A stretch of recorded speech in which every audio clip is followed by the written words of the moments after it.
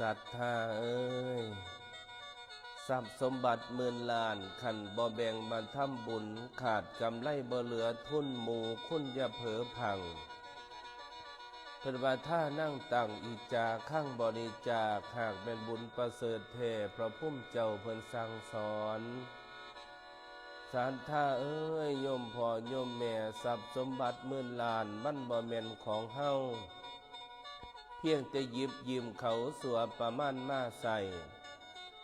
แนวเฮาสิเอาไปน้ำใดคือกองบุญทุนก่อล่อมือนั่นมือนี่สิทำสร้างเฮ็ดดีบ่เป็นทาดีมีโอกาสกระทำไปย่ำชีมาตักใสขาดส่วนบุญกระตายด้านอันมือว่านกับมือหนามือนี่นะประเสริฐกว่าเมาจะนำความสัวจ่อมอตายจังสีสร้างบ่ทำใดดอกพอเอ้ยคิดเบิ่งดูเถาะพอเอ้ยทุกสิ่งอย่างมันแปรผันบ่มีอันคงทนอนิจจังทั้งดุลคุณความดีเฮาทำนั้นไผบ่เห็นก็ตามแต่เทพพุทธาทรงแท้หากแลจ้องส่องเห็นสัทธาใสโมงจงใจเห็นกระทำดีคุณโยมเอ้ยสิส่งเสริมราศีสุบารมีสินหมดมนทินหมดนี่ปัตตพีนินอมซืนอานิสงส์สิโลดเลือนบุญสิเล่าแนมข้างพลาสร้างเมื่อสิมาบารมีเจกาทำแบเนในดวงจิตถวายท่านต่างอุทิศญาติกาภูลาโลกสาธุเด้อขอให้เพิ่นได้มีโชคขนทางเที่ยวได้เกี่ยวกายผู้มีถูกให้หดหายผู้สบายเติมซ้ำสุขลำนำบ่จางพระสัมมาเพิ่นกล่าวอ้างของประเสริฐก็คือบุญอันสิกลายเป็นทุนแก่ผู้ว่างสังขารแล้วไผผู้หันหาแก้วทั้งสามไตบุญได้ก่อเพิ่นว่าเฮ็ดถึกคอเพิ่นว่าย่อถึกป้องบ่บกพ่องแต่อย่างใดสั่นแล้ว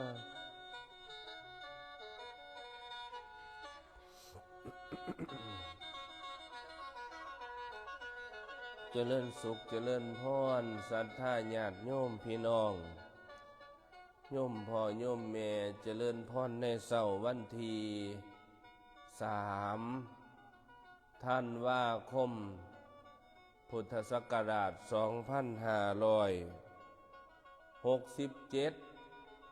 ญาติโยมหนาวบ่น้อเป็นจังไดพี่น้องไทยเฮาพี่น้องเฮาหนาวบ่อากาศเย็นจังซี่นี่ แม่นหนาวคือแม่นเย็นอยากสิอาบน้ำยากจักน้อยเนาะคันผู้ใดสิจ้อยๆก็ได้คันผู้มีเนื้อมีหนังเนี่ยจักน้อยก็สิอาบน้ำง่ายแต่ว่าอาบน้ำนี่คุณหมอนี่เพิ่นบอกว่าเฮาทั้งหลายนี่อาบน้ำอุ่นดีกว่าอาบน้ำเย็นเด้อโยมอาบน้ำอุ่นนี่เลือดมันไหลเวียนดีนี่นั่นแหละผู้เฒ่าเก่าโบราณเพิ่นว่าเป็นหนุ่มเป็นสาวอย่าไปต้มน้ำอาบเด้อเพราะว่าเด้คันต้มน้ำอาบนั่นขาแตกผิวแตกบ่ซั่นคันขาแตกผิวแตกน่ะมันบ่งามอาบน้ำเย็นน่ะมันจังสดชื่นอาบน้ำเย็นมันจังมีแห้งแต่หลักทางการแพทย์นี่เขาว่าให้อาบน้ำร้อนเด่นแม่หลายให้อาบน้ำอุ่นเพราะว่าอุณหภูมิเฮานี่ในร่างกายเฮานี่มัน36-37องศาให้อาบน้ำอุ่นคันเฮียนใดมีน้ำอุ่นอาบน้ำอุ่นดีคันเฮียนใดมีต้มน้ำอาบเป็นเรื่องที่ดีเด้โยมเป็นเรื่องที่ดีต่อสุขภาพของเฮาเพราะฉะนั้นพยายามอาบน้ำอุ่นคันอาบได้เด้อ โยมแม่สำล้านอาบน้ำอุ่นสุขภาพสิดีหนึ่งมันสิบ่หนาวสองสุขภาพก็สิดีให้อาบน้ำอุ่นไว้มันสิไล่มันสิแตกกระสร้างมันถอขานั่นขันผู้ใดให้อาบน้ำอุ่นนี่หนึ่งดีต่อสุขภาพฉันหนาวจังสี่นั่นให้ต้มน้ำอาบเอาเด้อโยมแม่เด้อหนึ่งสุขภาพดีสองเฮาก็สิอาบน้ำง่ายอาตมาตะบวชพระมานี่ว่าแม่นบ่ต้มจักเที่ยแล้ว10 กว่าปีมานี่มีตั้งแต่อาบสดเลยห่างเย็นจักหน่อยโยมพ่อโยมแม่ศรัทธาญาติโยมทุกคนทุกท่าน ฉะนั้นในวันนี้นำธรรมะมาตอนพี่ตอนน้องในหัวขอธรรมอทินนาทานอทินนาทานถือเอาสิ่งของที่ไม่ได้รับอนุญาตหรือเจ้าของเขาบ่ให้ บอกง่ายๆว่ารักนี่แหละอย่าเป็นคนมือไว้ตีนไว้อย่าเป็นคนปากไว้ปากหมอเห็นเขาเห็นของผู้อื่นจะคิดอยากได้มาเป็นของตนขันผู้ใดเคยรักนี่รักตลอดเจ้าของเขาบ่ให้สิไปเอาจังไหนบางคนถือใจซื่อวิสาสาปรมายาภาความคุ้นเคยเป็นญาติอย่างยิ่งคนเฮานี่แม่นสิถือกันปานใดแม่นสิฮักกันปานใดเขาบอกเลยว่าอย่าสนิทกันเกินไปแล้วก็อย่าห่างไกลกันเกินไปความคุ้นเคยเป็นญาติอย่างยิ่งโยมพ่อโยมแม่เพราะฉะนั้นแล้วนี่การลักการขโมยนี่เอาน้อยหนึ่งกับอะไรลักใครหน่วยหนึ่งก็ลักงัวตัวหนึ่งนี่ก็ติดคุกคือกันในโยมกันขึ้นว่าลักแล้ววังอันนาเกี่ยวเข่าประมาณ19-20ที่ผ่านมาอาตมาไปเรียนพูนทั้งสตึกไปยามมันโยมแม่สีโยมแม่พินไปยามพวกแม่ลาบนี่แหละเห็นตำรวจกำลังคุ้มอ้ายหนึ่งอยู่มานื่นทื่นถึกถามไปถามมาว่าอันคุ้มกันเห็นอย่างล่ะไปเห็นอย่างกันล่ะมันลักเข่าพะนะเขาตากเข่าไม้มันลักเข่านั่นติดคุกลักเข่าก็ได้ซุ่มพวกยาบ้าสัตว์วะเนาะลักเข่าก็ได้เพราะฉะนั้นการลักเล็กขโมยน้อยผู้ใดเป็นคนที่มือยาวผู้ใดเป็นคนที่มือไว้นี่ชิมหายตนเองเพราะฉะนั้นหมู่เฮ้านี่ต้องมีศีลในข้อนี้ต้องมีธรรมในข้อนี้แม้แต่ศีลห้านี่พระพุทธเจ้าตรัสได้ว่าอทินนาทานาเวรมณีสิกขาปะทังสมาธิยามิการที่ไม่ลักเล็กขโมยน้อยนี่มันเป็นกรรมแต่โยมการลักเล็กขโมยน้อยนี่มันเป็นกรรมจะไหนมันเป็นกรรมหอดลูกหอดเต้า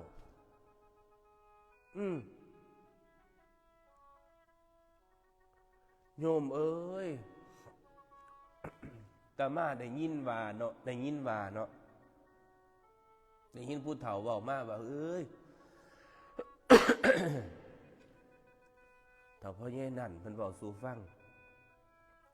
เฒ่าพ่อแย่นั่นเฮี้ยนหลังนั่นไปลักคุ้ยเขาบอกไม่คือไม่เด้สังแม่ใหญ่เพิ่นบอกสู่ฟังจักสิแม่นบ่แม่น ต้องแม่นน่ะแม่ขันบ่แม่นนี่เขาบ่เว้าดอกสังมาใหญ่เว้าสู่ฟังมีเฒ่าพ่อใหญ่หนึ่งเนาะคนแถวบ้านนี่ล่ะตะกี้ตะกอนหลักงัวหลักข้วยเขางัวก็ไปหลักของเขาข้วยก็ไปหลักของเขาหมูหมากาไก่หลักเมิดหลักอยู่หลักกิน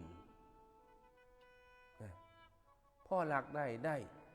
พ่อตัวได้พวกรับก็พวกตัวนี่มาน้ำกันหลักงัวหลักข้วยเขาไปฆ่าไปขายหลักของเขาไปใส่หลักไก่เขาไปต้มไปยู่ไปกินโยมเอ้ยอย่าลืมว่ามันมีกรรมเด้เฮาเป็นหลักของเขาเฮาไปเอาของเขานี่มันสิเฮ็ดให้เฮาถูกเฮ็ดให้เฮาจนเฮ็ดให้เฮาบ่มีมันบ่แม่นจนแต่เฮาเด้จนฮอดลูกฮอดหลานฮอดเหลนมันเป็นกรรมไปฮอดลูกเฮาไปเป็นกรรมไปฮอดหลานเฮาเพิ่นเว้าสู่ฟังว่าเฮียนหลังนั้นรักคอรอแคแลรักโยมเอ้ยบ้านคนรักอยู่รักกินนี่บ่ติดคุกดอกบ่ถ้าติดคุกเพราะเขาจับบ่ได้เพราะย่านบาปบ่รักเขาบาปแท้ๆโอ้ยมันก็สิบ่ย่านแต่บางนั้นตำรวจเอาไปแล้วโยมแม่บัวไหลตำรวจเอาไปแล้วบักลักเขาน่ะมานี่ลักอยู่ลักกินเขาก็เอาผู้ใหญ่บ้านไปจับด้วยว่าสมัยตะกี้ผู้ใหญ่บ้านไปจับเนาะไปลักงัวเขาไปลักของเขาผู้ใหญ่บ้านไปจับก็จับบ่ได้แล้วเนี่ยบ่มีหลักฐานเนาะเขาก็ถามเจ้าไปลักของเขาติเขาว่าเจ้าไปเอาบ่ข่อยบ่ได้ลักจังซั่นติตัวหน้าตัวหลังจับบ่ได้ผู้ใหญ่บ้านก็จับบ่ได้ดิจับขึ้นเฮียนผู้ใหญ่บ้านบ่ได้บัดหานี่แม่ออกเล่าก็อยู่กินมานั่นล่ะจนว่าเล่าตายบัดนี้เฮียนซ่านก็สุดโทรมตดหกตกหอดลูกหอกเต้าลูกเต้าบางคนก็บ่ได้อยู่นำเขาไปอยู่ทางอื่นเขาไปมังไปมีทางอื่นแต่ว่าบัดลูกเต้าผู้อยู่นำมาสั่นจักว่าเจ็บจักว่าจมลูกก็บ่เป็นคนเฮียนก็ส้มบ้านก็พังเงินทองก็อึดอยากลูกหลานอึดอยู่อึดกินบ่มีอยู่บ่มีกินล่ำบนล่ำบากดีนดันแต่ละมื้อแต่ละวันบ่ได้อยู่สบายปากกัดตีนถีบซ่อมเบิ่งเดี๋ยวเฮียนหลานนั่นหลักอยู่หลักกินเป็นกรรมทรงหอดลูกหอดเต้าอีพ่ออีแม่หาเงินหาค่ำกับฝืดเครื่องอยู่แบบล่ำบนล่ำบากนั่นมันเป็นกรรมมาแต่พ่อแต่แม่เห็นบ่พ่อแม่หลักอยู่หลักกินไปหลักของเขาไปเอาของเขาหลักมาเลี้ยงลูกเลี้ยงเต้ากินน้ำกรรมกระทำกรรมรวมกันลูกเต้าได้รับกรรมโดยบ่ได้เจตนาเห็นบ่เพราะฉะนั้นอย่าเด็ดขาดบักนาวหน่วยหนึ่งอยากได้ก็ต้องขอเขาเงินค่ำกำแก้วเห็นของเขาว่างไว้อย่าไปลักของเขาแล้วคนไปเล่นบ้านเขาไปเล่นเฮียนเขาเห็นเงินเขาว่างไว้หยิบเอา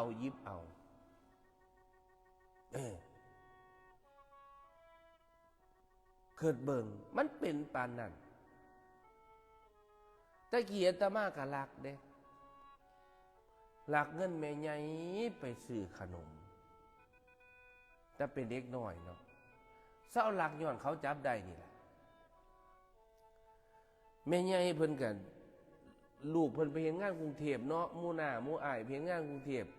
เขาเพิ่นกลับมาเพิ่นก็เอาเงินให้แม่ใหญ่ให้แม่ให้จ้างให้แม่เด้อ500โอ้ ลูกหลานให้เงิน500สมัยพุ่นนี่มันสิแม่นน้อยตีเนาะแม่สังวานมาไปมื้อนี้แม่สังวานตื่นยังแม่สำเนียงแม่สังวานบ่ทันมีเนี่ยโยมเอ่ยวิมลเอาเงินให้500ให้แม่มันสิน้อยติเนาะแม่นบ่เฮาบัดเลี้ยวเห็นบัดนี้อีแม่ใหญ่เนี่ยเอาเงินไว้ใต้ฟืมบัดนี้ฟืมตำผ้าเนาะตำศีลตำผ้าเพิ่นเงือกฟืมขึ้นเพิ่นเอาไว้ใต้ฟืมมันละ200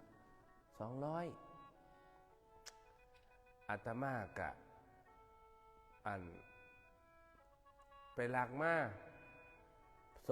200ไปหลักมา200แล้วบัดที่นี่เอาไปซื้อขนมซื้อก็ซื้อบ่หลายซื้อ2 บาทเต้แบ่งร้อยสมัยนั้นมันก็สิซ้ำแบ่งพันสมัยนี้นั่นล่ะเนาะแบ่งร้อยสมัยนั้นเนาะบัดนี้แม่ค้าบัดนี้เปิดเตอเปเต้ได้แม่ค้าก็ได้เฮ้ยแบ่งเงินมาจะใช้แบ่งร้อยแท้นี่แบ่งบักใหญ่ดิเอามาจะใช้ไปเอาของผู้ใดมาโอ้ยไปเอาไปขอแม่ใหญ่ก็เลยวางสิเนาะไปขอแม่ใหญ่ให้มาซื้อขนมก็พยายามตั้งสติเทียงที่ตัวแม่ค้าจะได้ไปขอแม่ใหญ่แม่ค้ากับพ่อแม่ค้าดิเฮาบอกว่าเฮาไปขอแล้วกะท่อนให้เฮา98 บาทเฮาก็สิเอาไปคืนบ่อนเก่าเฮาก็สิไปไว้บ่อนเก่าอันนี้ยังไปสอบไปถามเฮาอยู่แม่ค้านี่จักว่าได้เงินมาแต่ไสไปได้มาจากไสเอามันบ่เป็นธุระของแม่ค้าเลยเด้แม่ค้ามาถามหน้าถามหลังน่ะเอาท่อนให้แล้วก็แล้วเด้อันนี้บ่ท่อนสอหน้าสอหลังอยู่สอปานลอยเวียนไว้แม่ค้าก็ได้บัดนี้ถามเฮาแล้วบ่แล้วห้องถามแม่ใหญ่เนาะเฮียนติดกันแม่ใหญ่บางเอี่ยวต่างมาซื้อขนม100มันเอามาแต่ไสเจ้าได้ให้มันบ่พุ่นเอาห้องถามน่ะเอาก็จักอีถามอีหยังมันบ่แม่นหน้าที่ของแม่ค้าจักหน่อยเนาะ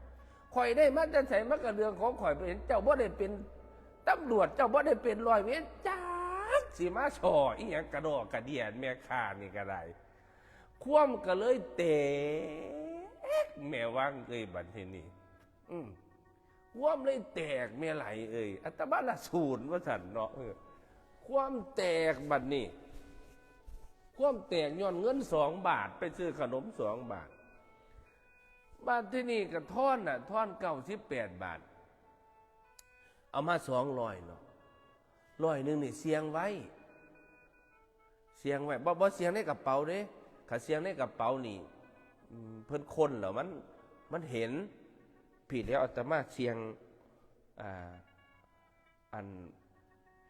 ผู้รักแม่ออกเสียงเงินนี่เสียงใส่เสียในเนาะจับใส่เสียในปั๊บแป๊บหูดจิบปั๊บเสียงไว้ในเสียงไว้ใต้นมเทิงนมนี่เนาะมันอาตมาก็เสียงผิดแล้วเสียงไว้หำผิดแล้วเนาะอีแม่เสียงไว้กระเป๋ามันคนพบเด้อาตมาเสียงผิดแล้วเสียงไว้หำผิดแล้วอีก100บัดนี้ทอน98 บาทแล้วบัดนี้เอาไปคืนแม่ใหญ่แล้วก็ไปค้นหาบัดนี้เงินกูหาย200ว่าซั่นแม่ตายแล้วกูอยู่นำกู200เห็นได้เนาะบัดนี้แม่เห็นได้เนาะบัดนี้โอ้ยแม่ใหญ่จับได้แท้แน่นอนบัดนี้อีก100บัดทีนี้อีก100นั่นเนาะเราได้ขึ้น98 บาทแล้วบัดอีก100สิเอาบัดนี้สิเอามาซื้อขนมบาดที่นี่เฮ็ดจังได๋เนาะบาดที่นี่นะหรืออดกินขนมจ้อยได้กินอยู่แต่ว่าหังถือให้ว่าถือสอบสวนว่าใหญ่มาที่สอบสวนว่าอย่างคักเด้อนี่แม่ค้าเห็นเล็กน้อยมีแบกลอยเนาะก็แปลกใจตัวนั่นล่ะแปลกใจความแตกยอดแม่ค้าอีก100นั่นทำเอาไปว่างไว้หน้าบ้านมันนี่เอาไปว่างไว้หน้าบ้านว่างไว้หน้าบ้านบัดนี้ยางมาแต่พูนยางมาแต่แข้งหัว เว้ยเงินผู้ใด100อยู่นี่ทำทาเก็บได้บัดนี้เว้ยเก็บได้เงิน100ตัวนี่อุ้ยเงินผู้ใดนี่จะดอกโอ้ยผู้ใดเห็นเงินเฮียเนาะนี่เนาะแท้ๆเงินใบใหญ่เจ้าของไปลักมาลักมากินขนมนั่นแหละบัดนี้ความแตกเต้พุ่นเลยว่าถออันแม่บุญหลายเศร้า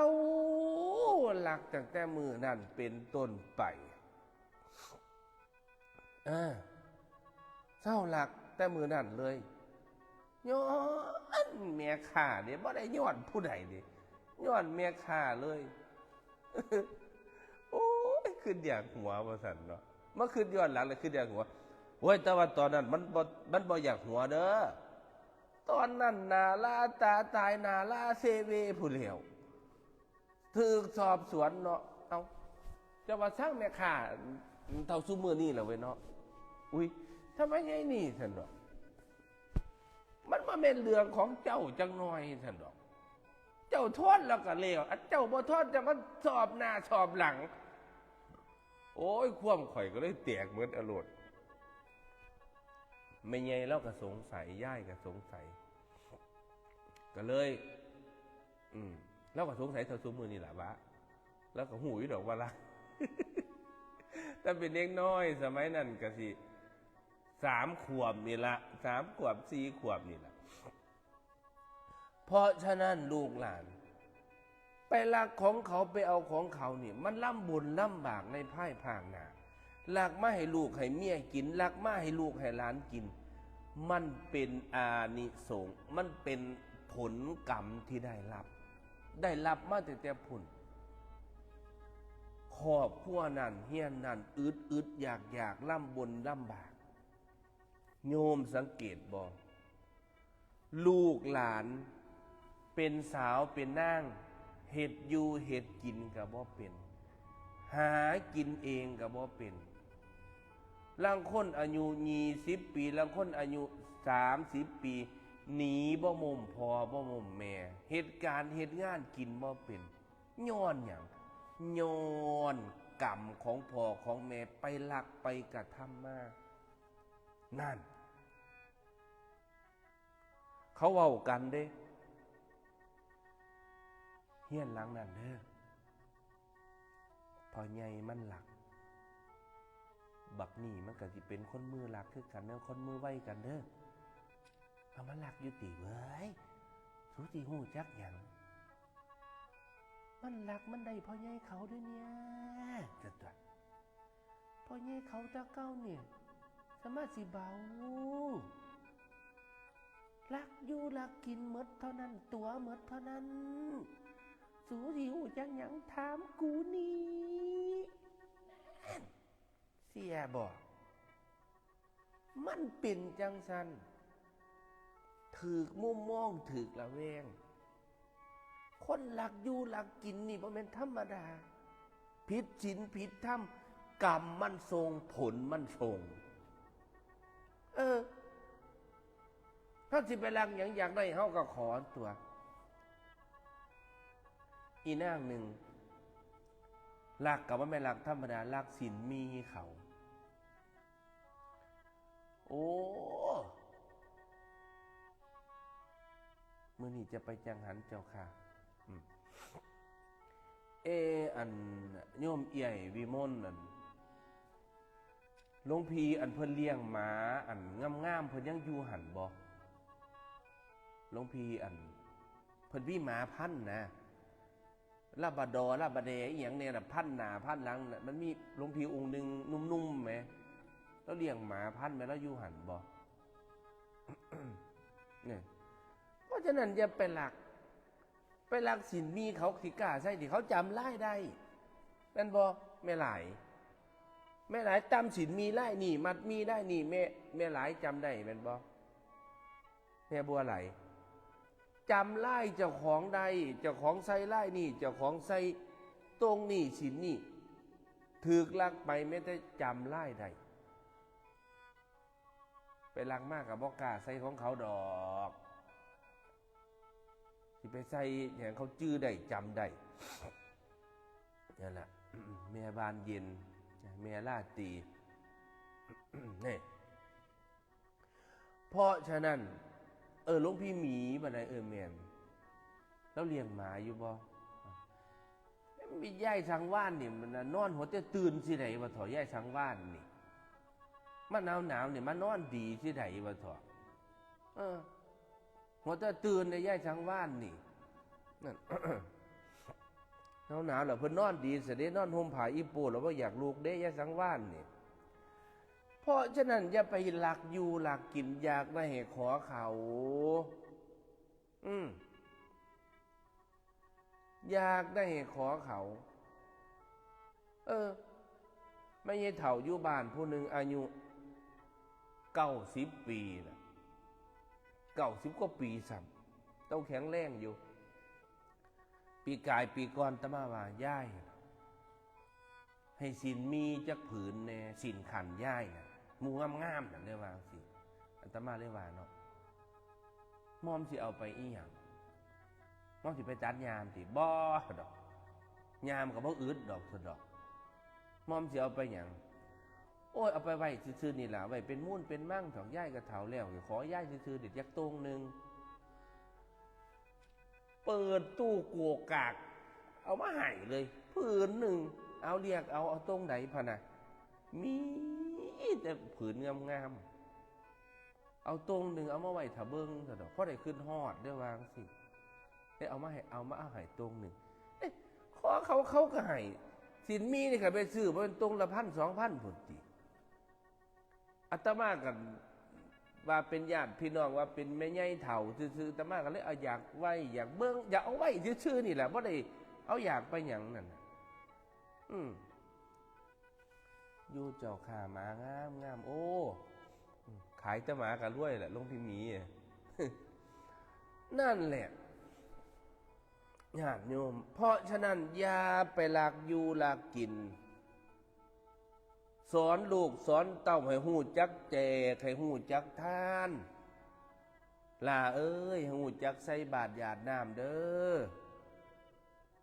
ล่าเอ้ยหูจักกินหูจักท่านหูจักแจกจักแบ่งหูจักซอยเหลือพี่น้องเด้อล่าเด้อให้หูจักผู้เฒ่าผู้โถงามต่างกันแม่ใหญ่เอ้ยเวลาอาตมาไปเทศไปถ้ำจังสี่เห็นญาติเห็นโยมเห็นพ่อเห็นแม่โอ้ยมีศรัทธาภาษาธรรมได้บะฮุงกับอามาตอนพระได้พักซี่พักบัวกับอามาตอนพระไปยามโยมเอกไกอยู่ลองบากไงนี่แม่สมบูรณ์ขนผักขนมีบักบักแตงบักพริกบักเขียให้ได้เอากลับมาบ้านโทรศัพท์หนูเสียงเบาค่ะพระอาจารย์เนี่ยเบาอีกตีมือนี่เสียงเบาไหมคือบ่มีผู้ใดว่าจังไดเสียงเบาบ่แม่หลายได้พักได้มีเอามาให้เอามาตอนอาตมาก็ได้ใส่ตู้เย็นให้โยมแม่ใส่ตู้เย็นได้เอามาเลี้ยงพระได้ตำบักฮุ่งถวายพระได้มกปลามกไก่ถวายพระมกหน่อไม้ได้ใส่ผักใส่มีได้คำหอดวัดพี่โยมใหญ่ไก่เมียสมบูรณ์ได้คำวัดพระคู่น้อยแล้วกะได้คำวัดพี่อีก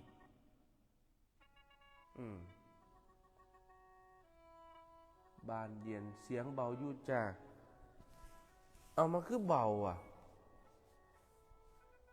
ห่วยบ่แม่นสิได้เปลี่ยนไม้สติมืออื่นนี่เดี๋ยวมืออื่นพระอาจารย์สิเปลี่ยนไม้เด้อสัน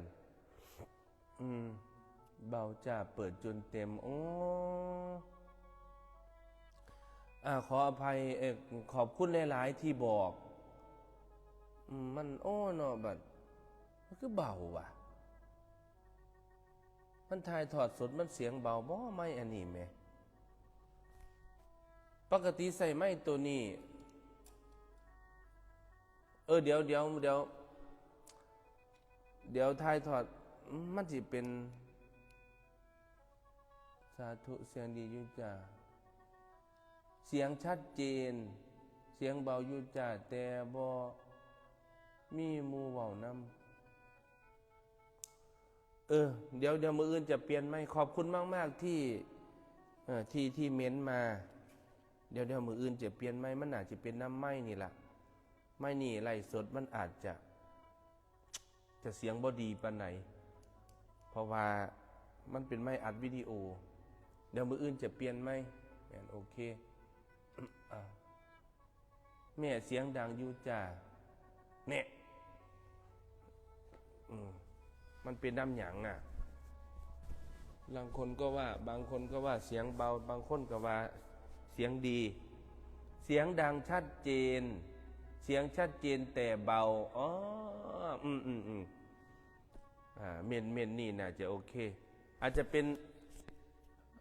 ป็นน้ำไม้นี่ล่ะมั้งมันอยู่ไกลปากติขันอยู่ไกลยังสี่เขาสีดังเนาะอยู่ไกลยังสี่เขาสีดังเอามื้อนี้เบากะอดซาฟังไปก่อนเพราะว่าจะหมดเวลาแล้วเดี๋ยวมื้ออื่นจะเปลี่ยนไหมโอเคญาติโยมท่านทั้งหลายเพราะฉะนั้นแล้ววันนี้ปาฐกถาธรรมในหัวข้อธรรมที่ว่าอทินนาทานถือเอาสิ่งของที่เจ้าของไม่ได้ให้บ้านเฮาก็เอิ้นลักเล็กขโมยน้อยนั่นละเฮาจงมีศีลในข้อนี้จงระวังตนในข้อนี้ให้เฮาท่านทั้งหลายนี่ใจชีวิตอย่างสุจริตสิ่งที่ผ่านมาเคยลักกะเศร้าลักหมดเวลาเร็วแท้พระอาจารย์ไล่ตี4:55 นาทีถึงตี5 ครึ่งเพราะว่าเวลาออกอากาศเพิ่นว่าบ่เกิน35 นาทีเด้อหลวงพี่เอว่าซั่นบ่าเพราะฉะนั้นเกินนี่บ่ได้มันก็สิกินเวลาอาจารย์ท่านอื่นให้แบ่งเวลาให้ทอกันคนละ35 นาทีเมื่อวานนี่เทศออกอากาศเมื่อวานนี่เทศออกเฟซบุ๊กนี่เรื่องเว้นการเบียดเบียนเว้นจากการฆ่าแต่เพิ่นเปิดออกอากาศได้เรื่องอีหยังนอแต่มาจื้อบ่ได้อันที่พระกับผู้สาวไปเฮ็ดไปสร้างพระน้ำกันนั่นแหมใส่ผู้ใดได้ฟังเนี่ยวังเว้นพระคนหนุ่มวัยรุ่นไปสร้างพระน้ำกันอยู่ชัยภูมิผู้สาวก็ไปหิวคุปูนเนาะพระก็หิวคุปูนน้ำกันโอ้ยพระหนุ่มนะมวนจะได้เห็นงานปฏิบัติธรรมคนหนุ่มหลายไปบ้านนั่นบ้านทาทางเกียนตำบลทาบอกไฟหวานคนหนุ่มหลายผู้สาวหลายผู้บ่าวหลายเขาวัดเขาว่าแบบมวนแหมอัตมาไปเห็นแล้วอัตมาบ่ได้ไปหิวคูปุ้นเขาเด้โอ้ได้ฟังอยู่ค่ะนั่นละได้ฟังอยู่เยอะเบื่อไกลปลูกพักไม่เอื้อยนี่ปีนี่แม่นอยู่จ่าสาธุได้ฟังอยู่มีหิวคูปูนน้ำกันมันมวนเด้เฮ็ดงานรวมกันระหว่างกิจกรรมระหว่างพระกับโยมนี่เฮ็ดงานร่วมกันอาตมานึกเห็นภาพสมัยนั้นอาตมากับบ่ผู้ใหญ่ปานนี้เด้ยังผู้น้อยๆบางๆน้ำหนัก60 กว่านึงเนาะบวชใหม่ๆเนาะหุ่นเพียวๆจ้อยๆบ่ต่อบ่อวบบ่อ้วนจังซี่นะแต่ว่าบ่ได้ไปหิวปูนน้ำเพิ่นดอกอาตมาไปเป็นโฆษกไปแผนกจับไม้ประกาศประชาสัมพันธ์พักกระปูคือเก่าราคาโอ้ยอนุโมทนานั่นล่ะฉะนั้นมันเว้าหลายบ่ได้มันเกินเวลาเพิ่นให้หมู่เฮานี่มาฟังย้อนหลังเอาหลายคลิปหลายนั่น